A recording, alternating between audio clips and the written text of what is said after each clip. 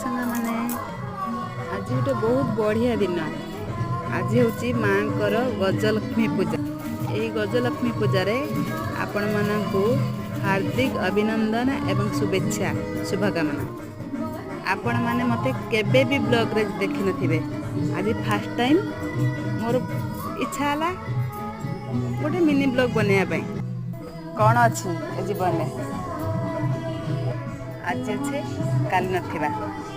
जदि किसी स्मृति आपण मानक सहित शेयर करथिबी आपण मानक भी भल लागियो मते भी भल लागियो।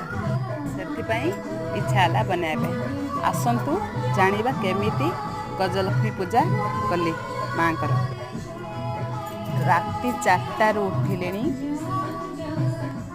बासी काम करी गाधुआ पाधुआ सारी झोटी बाटी झोटी घरे पकई